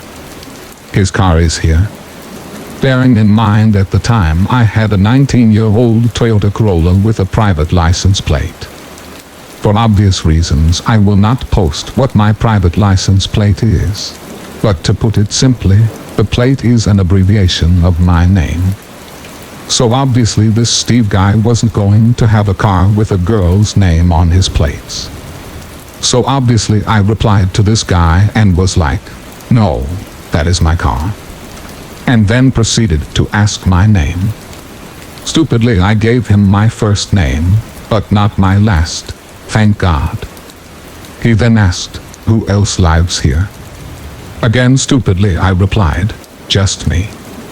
But thankfully after this remark, his friend who had been trying to get into my side gate was like, "It's time to go." I watched as they walked down the street away from my house until they were out of sight to make sure they weren't going to come back. I then called the police and made a statement in case they ever did come back. Thankfully that was the first and last time I saw them. Me being forgetful, sometimes I would forget to lock my doors. Thankfully that night I had locked my front door, because if I hadn't, I have no idea what would have happened. Story 9. This happened a couple of weeks ago. I keep trying to push it out of my mind, but I can't stop thinking about it. I work a full-time job, but 2 days a week I pick up hours at a small neighborhood specialty pet shop owned by a friend of a friend. It's part of me doing her a favor so she can have some time off, and partly for her helping me have some extra pocket money to help afford my many hobbies.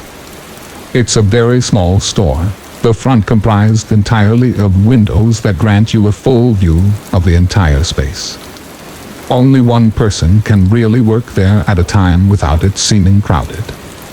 It was my night to work, and up until that point it had been relatively quiet. I moved some stock up from the basement, priced some items, and got a chance to say hello to some of the regulars. Nothing crazy. At around 5 p.m., 2 hours before the store closes, a crowd of friends come into the store looking for supplies for a new kitten that they just adopted. I shared in their excitement, made recommendations, looked at pictures of the new little bean, and eventually closed the total sale of around $200 worth of merch. Not bad. I bagged all of their stuff up, and all but one of them left. He said he would catch up with his friends later. He just had a couple questions for me. Up until that point, I assumed he had just been shy, or a boyfriend that got drug out of the house or something. I mean, he had just been hanging at the back of the crowd, not saying anything, not laughing, or participating, or anything. I sort of brushed it off and asked what kind of pet he had, ready to dive into the sale. He said he had a pit bull, and was worried that he wasn't gaining weight quickly enough, and wanted advice for what he should be doing, and if that's normal. I asked all of the relevant questions: the age of the dog, sex, approximate weight, and if he knew the bloodline. Most dog owners that come to the shop are extremely proud of their dogs, and can tell you literally anything about them. They'll brag about their dogs endlessly. This guy didn't seem to know anything about his dog, or even dogs in general though. He didn't know what I meant by a lot of my questions. I found it really odd, but I didn't worry myself about it, and did my best. I have a pit bull at home that had an issue with weight when my partner and I first got her, and I know how alarming it can be. Since this is a subject that I know really well, more than most other people, I really wanted to help him out. The thing is, he seemed to insist on standing very close to me, no matter how many times I stepped away, or distanced myself. He found a reason to get right back up against me. At one point he stepped behind me to reach over my head and get something, even though there was plenty of space for him to grab it from where he was next to me. I was uncomfortable, but I pushed it away. I convinced myself that I was just being paranoid. I'm a small person, around 5'0", 110 pounds, and it's easy for me to feel a little uneasy. Even telling this story, I'm wondering if I'm overreacting. That's when I noticed that every time I tried to conclude the conversation with a solution, he would bring up something else and would refuse to settle for my answer on a product. Thinking that maybe he was just being overly cautious about what the right solution would be, I shared with him a story of my pup and showed him some pictures of her. One inside my apartment, another at a community garden close by my apartment, just all over the place. He pointed at a couple of the pictures and zeroed in on the landmarks, calling them out. He asked how many times I walk my dog a day. Since I had mentioned how proper exercise is important when building muscle in the pups, I didn't think anything of letting him know that I walk my dogs twice a day. I told him that I tried to space it out so that it's once in the morning and once in the evening, and went into how that may be a good way for him to time his feedings. Every question, I kept trying to lead him back to talking about his dog, but he wasn't interested. He noticed the plural. He asked about the other dog. I told him the breed and the age. His questions became rapid fire. Do I take care of them by myself? What time do I walk them exactly? What are their names? That's when I realized I was essentially showing him our walking route. Quickly, I closed the pictures and put my phone in my pocket. I'm asked to see a picture of his dog, half changing the subject, half at this point trying to confirm that he had a dog that he was looking for help with. He hesitated at first, then pulled out his phone. He mumbled about a few things while he scrolled and searched. It took a few minutes, and this was the first time he stepped a few feet away from me since his friends left. He mentioned the landmarks again, saying that must be where I live, and mentioning that I wasn't that far. I stayed silent. Eventually, he pulls up the picture of a huge dog that looked nothing like what he had described, hanging out with people that weren't him. He claimed that was the only picture he had since he hadn't had the dog for long, and asked again if I lived by where the pictures were taken. At this point, I'm definitely alarmed, but I try to keep my cool. Freaked out and trying to hide it, I confirmed that yes, the most expensive products that I had were the ones that would do the job. I tried to assert that where I was living wasn't important, and frantically began just reading stuff up. That was the best thing I could think to do to end the encounter. I needed him to leave, and I needed to know he was gone. I rang up our biggest jug of liquid gold, our biggest bag of expensive dog food, a training book, all kinds of stuff. I told him the total, hoping he would either buy things and leave, or tell me the usual, I'll be back on Friday, that I get after people see especially high totals. No cigar. He took a look at the total, nodded, and asked to know when I work there, so he could work with me in the future. I told him it varied. He should take me up on my recommendations now, just in case, and repeated his total. He ignored that, and asked to use the restroom, pointing at the open door to the bathroom that we keep public. Not wanting to upset someone so much larger than me, with so little concern for boundaries, I told him he could. The second the door closed, I texted the friend that connected me with my boss. She lives in one of the apartments above the shop. Luckily she was home, and she came right down. When he came out, he seemed disappointed that we were no longer alone, and resumed the behavior that he had originally displayed. I told him his total again, asking him how he would like to pay. His exact reply was, "No thanks, I'm sure I'll see you around." The way he said it still sends a chill down my spine. I hope not, creeper. I really hope I won't see you around. Story 10. Since I am at home now, because of my febrile disability, I've got a lot of time to tell my tale. Back in 2007, I started a tech job with an IP/phone/VoIP/DT1/long distance company. The company is no longer around, and honestly, I don't know how they stayed in business as long as they did. It was really a pyramid scam, but thankfully, I was on the IT side of things, so I didn't have to sell anything. It was a small, Typical tech support call center, where customers would call in or Verizon / Quest etc. would call and say DT1 lines were down or outages. I was the only female on my team, having to prove myself and show that I could do just the same as my male counterparts could. It didn't take long, and the customers respected me for being able to handle things. After making my mark, I decided to take the 10-hour night shifts.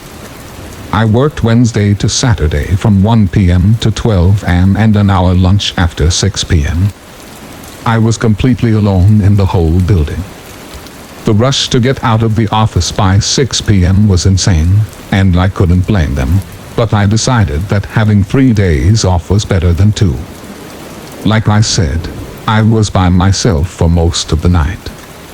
I would have to keep an eye on emails and make sure that I answered calls. It was a very slow shift. I would get a lot of time to play video games, read, do schoolwork, or just write. But sometimes, I would just wander the building or call around just to get away from my desk for a while. I would have the VoIP phone system connected to my cell phone, so I wouldn't miss any calls. This allowed me to get soda, go get food, and so on. One time, whilst I was up away from my desk, I was going down to the lunchroom to grab a soda. The vending machine was on the basement floor, and the basement had a wall of windows and one set of security doors. Same for the main entrance. Only, there was one camera facing that door. Nothing else to make you feel very safe. I didn't like going to the basement much because the back of the building faced an acre of dark woods. There was a walking path to the woods, but for some reason, they didn't install lights for the walking path. Never really sure why that was, but it really didn't help the creep factor. Sometimes, I would see animals run past, but other times, I would feel like someone was watching me. I always tried my best to make it fast when getting a soda or snack, but sometimes, I didn't feel fast enough. So one night, I was making my way down to the basement of the building to get a soda. It was a slow dragging night, and I needed a little caffeine for a pickup. I counted my money as I walked to make sure I had enough to get in and out quickly, but out of the corner of my eye, I saw something dark from the glass door back into the darkness. I stopped dead in my tracks and tried to scan the forest, but like I said, it was just blackness. I felt a bit of unease, and everything told me to turn on my heels and go back to my desk. It was 9 p.m. and I had a fair bit of time left on my shift before I could blow this popsicle stand. I tried shaking the feeling off and briskly walked over to the soda machine to make my selection. The soda dropped down, and as I bent down to get it, I heard a loud ping noise. It was as if someone had hit the glass with something. I stood straight up and felt the hair on the back of my neck stand. I slowly turned around and was scared to see someone out there, but as I made the full turn, I saw once again nothing but darkness. I thought this was a good time to book it back up to the main floor. I didn't bother with the elevator. I went up the stairs and ran up them. My heart was already racing for having to go down there in the first place, and then the loud bang, and now running up 2 flights of steps. Once I was back at my desk, I sunk down into my chair and tried to calm down. It was just one noise. I was in a building with locked doors and locked inner offices. I kept saying over and over in my head that it was nothing. I was relieved by that, but out of nowhere, I got the feeling that someone was watching me again. I peeked up over my cubicle wall and looked around my office. Nothing seemed out of place until I turned face to face with the front of the building. Outside the first set of doors was a slender, tall, dirty male. He was cupping his hands around his eyes to try and see past the reflections of the light inside. I dropped back down in my cubicle before he caught sight of me. He didn't look like anyone had ever seen at the office, and it was a little past 9 p.m. There is no good reason he would be checking out my office. As I sit in my chair, I hear the doors shake. I slowly stood up and watched him as he poured the handles of the doors, and to my relief, they didn't budge. But as I watched him, he turned to face me. His face looked bruised or dirty. I couldn't tell which. Once his eyes were locked with mine, he started to bang harder and smack the glass. I was so scared. It was the middle of the night. I was by myself and out in the middle of nowhere in this office building complex. I grabbed my headset and dialed 911. While the operator was getting on the line, the guy was walking back and forth from one side of the glass to the next. 911, what's your emergency? The lady's voice was direct. I'm working over at 42 on Mala Vista, and I need someone to come out now. There's a guy trying to break into my office building. While speaking with her, the guy disappeared from view. I tried to look in all directions, but I couldn't see him. I knew that he wouldn't just walk off. Not with how hard he was banging.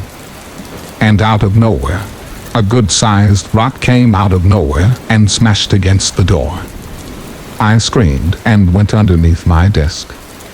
The operator asked what happened, and I explained that a rock smashed against the glass door. She asked me if the glass was broken enough to let him in. I didn't want to stand up and look, but she told me to look in order to know where he was. I crawled out from under my desk and peeked over the wall and saw a huge crack down the first part of the door. I sank back down and told her to please have the police hurry. She said they were on their way. I have heard so many of these stories, and when they say that the cops couldn't get there fast enough, they aren't kidding. It feels like time is standing still and you can do nothing. There was another smash against the door, but along with the sound of glass breaking, sirens could be heard coming towards my building. It was music to my ears. I told the operator that the police had arrived and thanked her for all her support. I stood back up and looked over the cubicle wall, and the red and blue lights were flashing wildly, but the thing I didn't see was the man. The top part of the door was completely smashed, and the rock was laying on the inside of the entryway. One officer came to the front door and others were out combing the area. I could see their flashlights moving around the parking lot. The first officer to come into the building and greet me was very kind. He had patience with me and let me explain what I saw. Soon my boss arrived and checked on me and the damage. At some point my husband was called and I was told I would be escorted home by one of the officers. I took the next few days off and started to look for another job where I wouldn't be alone at night by myself. When I gave my statement, I explained to the officer that the person could be partnered with an ex-co-worker who was fired a few weeks prior for stealing and just not showing up. He knew when people came and went. He knew where they kept the cell phones that we were selling. Not under lock and key, but under desk of the provisioner. From smartphones to Blackberries when they were still worth buying, of course. I went to leave this job about a month later and started at a credit card machine company. It was an office full of people, still a call center, but I felt safer. Especially with security guard and cameras all over the building. Like I said before, the company is no longer around. It was bought up by another company and they basically liquidated all the funds that were worth something. Story 11. I am a 25-year-old female. I was 23 at the time this took place. I had been a college student but had to quit due to a major surgery in my leg. So I was unemployed and had just spent a few months recovering. I was finally off crutches but still limping around and lived in an old Victorian two-story house that is now a duplex. I live on the ground floor and a middle-aged reclusive woman occupies the whole second floor. There are separate outside entrances, you see.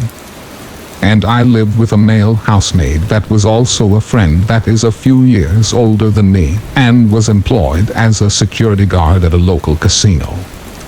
Our street is known for being seedy and not a good neighborhood, but I've always felt pretty safe and never had too much trouble. One night as I was home with my roommate and my boyfriend, we were all watching movies in the living room, which is out in the front of the house. My roommate's girlfriend then comes over drunk with another male friend of ours. The male friend sat down to watch movies with us and immediately passed out. And my roommate and his girlfriend went to his bedroom at the back of the house and immediately started having the most insanely loud intercourse I've ever heard.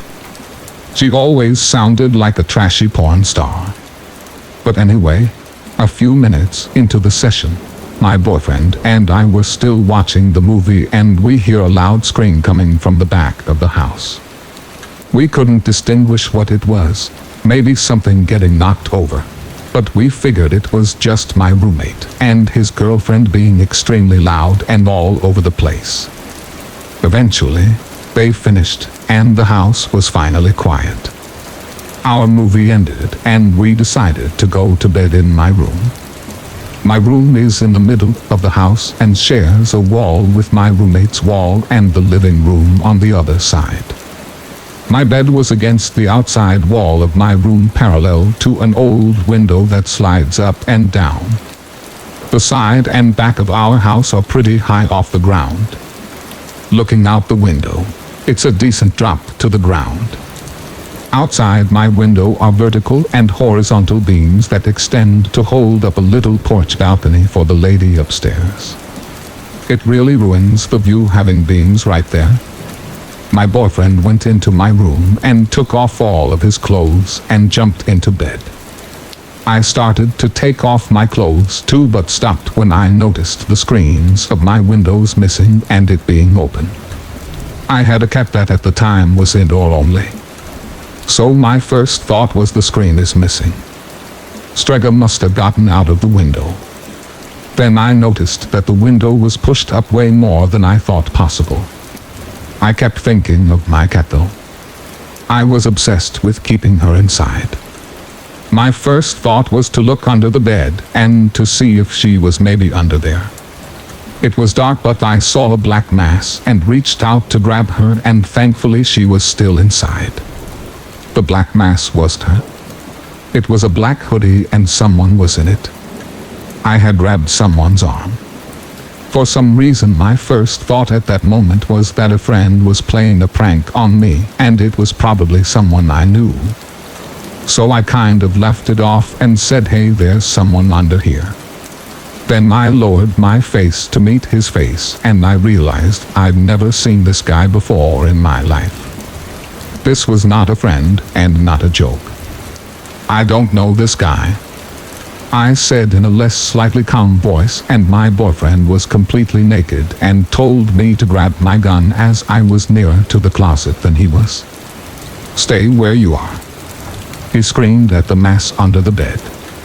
The guy cooperated.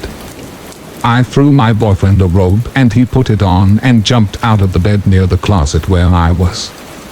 He took the gun and pointed it at the bed and told the guy to come out slowly with his hands out. Since my roommate is a security guard, I ran to wake him up for backup. He rushed into the room and the three of us stood there with a teenage boy wearing a black hoodie coming out from under the bed. We were all kind of in shock and we started to question the kid who cooperated with us completely. He was being quiet and humble. His eyes shook violently from side to side as if he was high or something. My roommate searched him.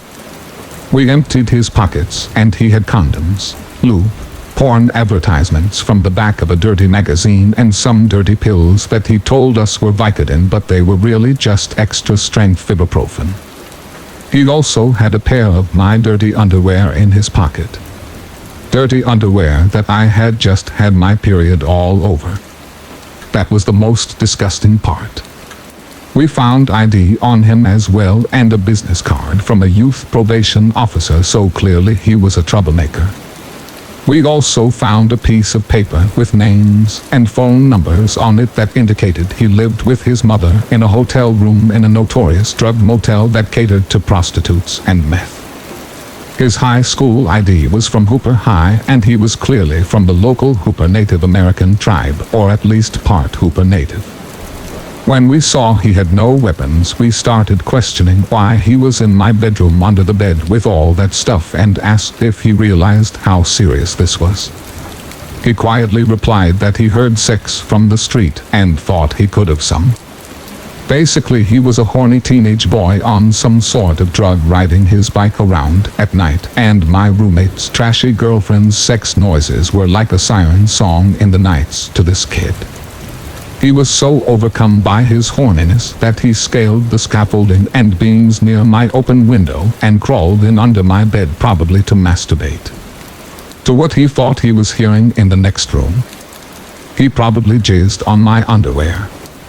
He then kept apologizing and saying he was sorry and God knows what. I was in shock and disgusted and wondered if he would have raped me if I'd have been alone. But we all felt a little compassion for the stupid kid.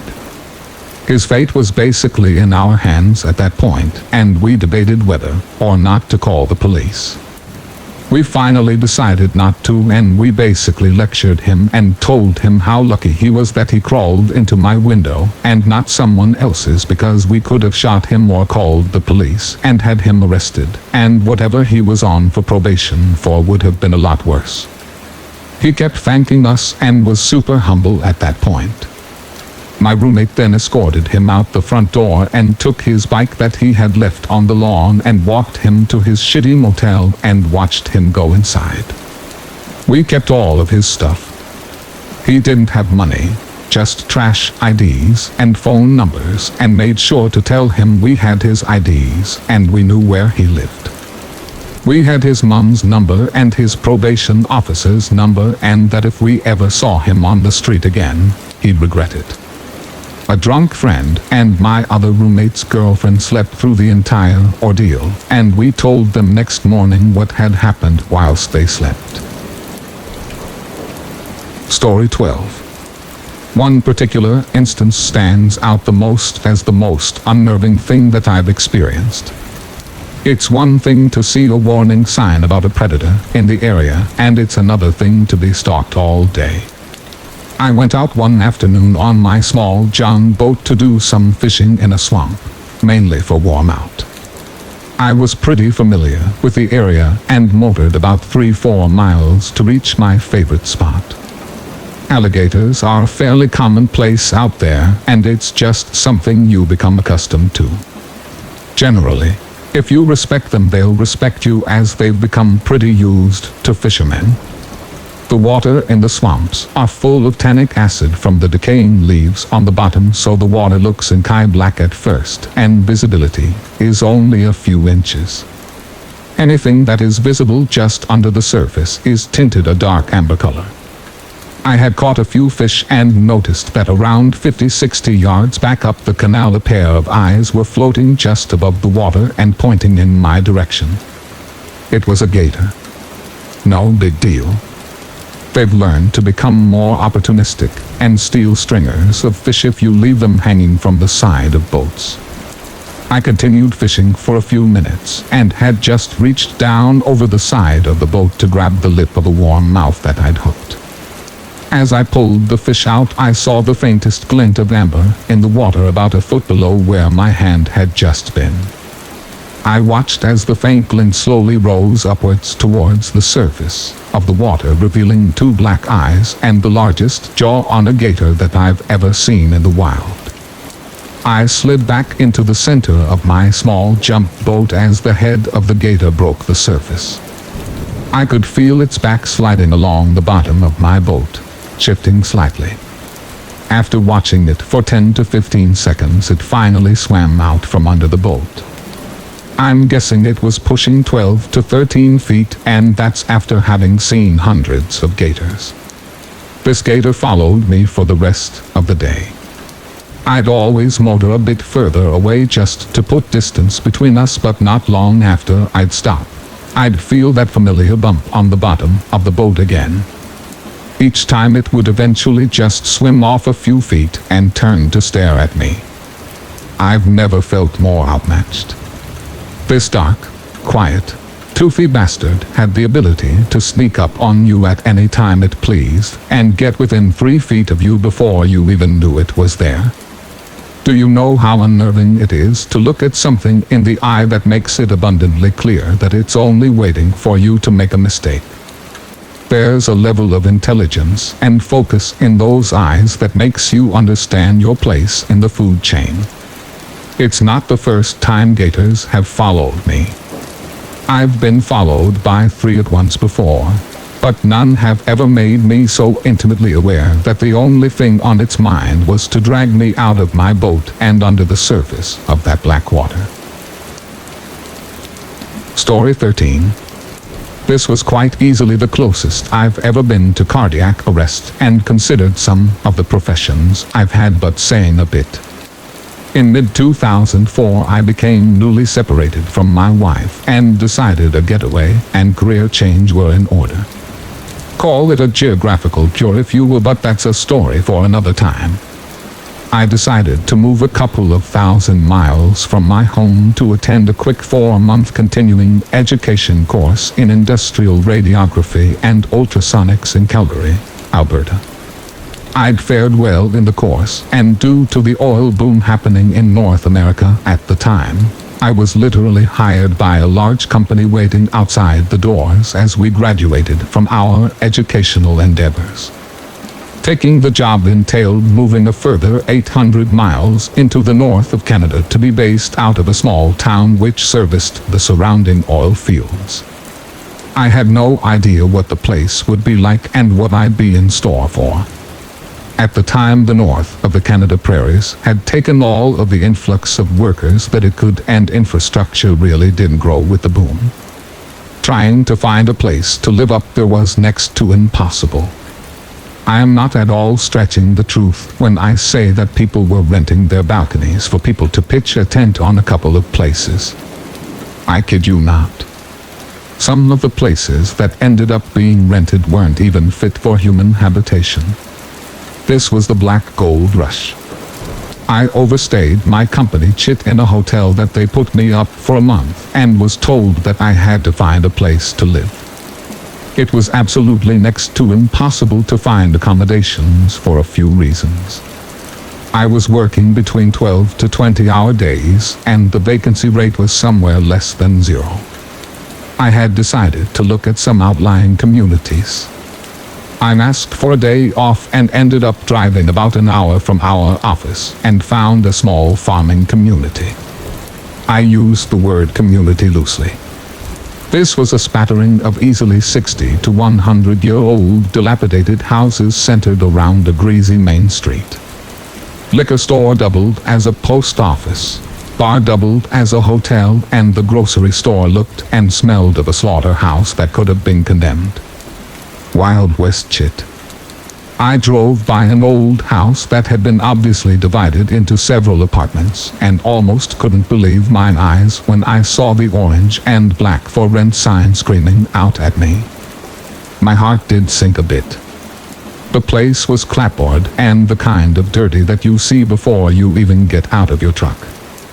At this point, after about a month of brutality on the pipelines of Alberta, I was exhausted and simply didn't care. It was irony abound. I was making wicked money and could afford to get an uptown place, but because of the boom I was going to be forced to live in a ditch. Great, but I digress. I ended up taking an apartment in this building. That's another use of the word apartment. This was a dive beyond dives. They say that Alberta is rat-free, but I can testify the statement is a crock of shit. And I don't mean just the variety of rodentia. The people living in this building could easily have qualified as something that had crawled from the oil and grease-laden hulls of a ship straight up to the steps and into a pile of meth on a cheap kitchen table. The place itself was enough that I could easily have said, "Let's not meet." Carpets that were once gray were now an indescribable clay color. Dirt rubbed into dirt, into the sale of tint paint, carelessly rubbed all over the place with a $1 brush. And the smell. The smell of unwashed hair wrapped around rotten vegetables that might have been thrown into a wet paper bag, and at that point you're getting somewhere close. After sighing loudly and handing $2,000 to the landlord in cash, I took the place. I didn't have a choice. Besides being exhausted, I knew I wouldn't get another day off. And I was right. I worked from July to December 24th without a day off. Barring the day, I procured my glorious abode. I had arranged beforehand to get a bed from Sears that morning, and I had it in the back of my trunk. I dragged the queen mattress across the bar room of the kitchen floor and into a place that had been divided off by 16-inch wood panels into a bedroom. For the next 9 months this would be my home. If the grubby kitchen table and one chair that were sitting in place wouldn't have been included, the only thing in place would have been that bed. That would be it. Except for my alarm clock on the floor. I get up at 4 a.m. Drive, work like a coal miner until sunset. Drive, drink whiskey, drop on bed in overalls and rinse or repeat for 100 days. Literally. Then one Friday in October, I come home after a particularly brutal day of dragging my arse through the mud. My feet finally hit the kitchen floor at around 11 at night, and I was in a mood. I sat down at that decent kitchen table in my fire-retardant coveralls covered in mud past my waist. You probably have never worked those kind of hours or those kind of conditions, but after a while you stop caring just about anything. I sat there and downed about half a pint of whiskey in a quarter pint of time and smoked cigarette after cigarette, lit each one of the bastards with the last one I'd smoked.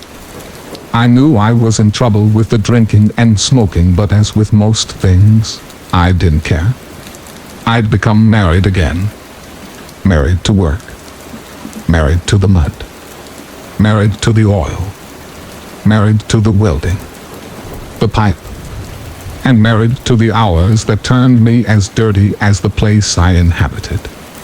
After I'd finished hating my body for another hour, I noticed it was past midnight, and I knew I'd had to be up in 6 hours. That was considered my day off up there. Not starting work until 8 a.m. on the weekends. I crashed down on my bed, coveralls still wrapped around my waist, commando underneath. The rust scraper I carried to remove scale from welds before I x-rayed them, still in my side pocket. I reached over and clicked the alarm button with a sign. I remember thinking that I was pretty sure that none of this was worth the money. I was a shell of a human being. In those days, I'd often drift in and out of consciousness whilst trying to sleep. I'd be buzzed, overtired, and really just resting until the next onslaught of 100 welds. I remember that night hearing a fair amount of scratching in the kitchen just past the partition that made my door into my room. At one point, I think I took exception to it and grumbled a bit. The mice, rats, and roaches were louder than usual. Who knew what the crackheads were doing next door that night? Then I remember drifting off into a numbled, half-dreaming state. The scratching had stopped. I hadn't been laid in months, and started in a semi-dream about a woman I'd seen at a gas station in one of the nameless towns we'd passed through as the crew. Then I saw her. Her shadowy form at the foot of my bed, and I smiled. Then, as the eyes slowly registered half open, I realized I was no longer dreaming, and that was her, and that he was breathing loudly. He was standing at the foot of my bed, and I froze in terror for what seemed like 15 seconds. He grabbed my foot. "Lisa." He breathed out at me in a slurred, throaty pitch that brought me in with the smell of chemicals that managed to overshadow both the whiskey on my breath and the hovel smell that was the atmosphere I lived in. Now, I'm not a huge guy, but when I get all kind of freaked out, I'm fairly strong. I remember not even thinking, just reacting. I pulled the scraper from my side pocket and launched myself, rolling sideways off the bed, wrenching my foot from his grip. I don't think I'd even hit the ground before I was on my feet and swung hard. I not only felt skull when that scraper connected with the front of his head. I heard it scrape across that shadow. The next blur would have been comedic relief had the situation not been what it was. He howled in pain, and almost in a hurt feelings kind of way. Because I was still half drunk and had launched myself at him like a linebacker practicing on the full height tackle. My head went straight into the goddamn wall near the edge of my door and sent me back straight onto the bed. I hit very hard whilst hyperly intelligently yelling down. I remember the sound of my scraper hitting the kitchen floor with a shitty sounding clang, and I remember the bright flash as I fell backwards, and right before I'd lost consciousness I remember thinking, oh shit, he's got me. I passed out. When I came to it, I don't really know how much time had passed. I came back slowly, but as soon as I remember what was going on, I made an attempt to leap back onto my feet, and dizzy as a dog that's been beaten, I fell sideways onto my left arm, and I felt it crunch underneath my weight. I remember screaming shit, shit, as loudly as I could, before I got back up and charged into the kitchen. I slammed the heels of my hands into the wall where the light switch was, flooding the greasy yellow light over the mess that was my kitchen. The front door was wide open. I was standing in blood. No one was there. I remember hearing scurrying behind the door across the hallway from me, like someone was trying to figure out what was going on in the cacophony that was my shithole apartment. I heard a few lengths of pipe in the kitchen. They were 2 to 4 inch pieces of pipe cutouts, but welded together as test welds. I brought them home as examples of weld defects to study. I grabbed a 2-inch diameter sample of pipe that was about 3 feet long and ran at my front door. No one there. I don't really know how long I was in the bedroom for, but as the realization that the intruder had fled crept onto me, so did the adrenaline leave me. I began shaking, dropped the pipe, and sat down on the floor right in my doorway. The chick who was living across the hall opened the door and asked me if I was okay. I sat there bare-chested, with muddy coveralls up to my waist, curly hair turned into Jimi Hendrix on a bad night, with blood from my forehead running across my face, and I'm sure I absolutely stunk. And stunk of the whiskey that had screwed me into the doorway. It was probably a classic YouTube moment as I, Jack Nicholson, looked up at her with my pointy eyebrows and sarcastically drawled out at her, "Does it look like I'm okay?" She slowly closed her door and probably figured I was another oil-filled crackhead who'd gone off the rails for another holiday. What I saw then really bothered me. Almost more than the intrusion. The entire outer frame had been removed from the outside of my entry stall. The guy had worked hard to get in there. He wanted in. He wanted in quietly. And whoever Lisa was, I'm certain that he hadn't intended much good. Oddly, I remember feeling more nauseous about whoever he was going to rape or do God knows what to than about the actual intrusion. I stood up, closed the door, and picked up the overturned kitchen chair, plunking it down. Then I almost puked across the kitchen table, and whatever drunk there was left in me suddenly dissipated. For only one of a few times in my life, I was genuinely frightened. and I do not frighten easily. I remember waiting a while before I called the cops. At that time, the RCMP were often few in number and overworked in those remote areas. They never even showed up until hours later, explaining that, since I told them that he was no longer there, they felt it safe. Later, when I looked at myself in the bathroom mirror, face bloodied, left arm screaming in pain, someone else's blood on my hands, I remember wiping my hand across the mirror to try and get some of the gunge off the glass. I sat there and stared at the blood I left on the mirror for a good 10 minutes, and decided that my time in the town was over. I called my boss when the sun came up, and told him he'd either be putting me back in a hotel, or I was driving south, and he could hire whoever deranged goddamn crackhead he wanted. He agreed after I explained the night, and so came the end of my tenure at Hines Creek. Sir, you method son of a bitch, let's not meet. Not in the dark, not in the middle of the night whilst I'm sleeping anyway. But by all means, come on by when I'm awake. Thank you for listening, and I wish you good health. Don't forget to subscribe to the channel to support us. Thank you very much.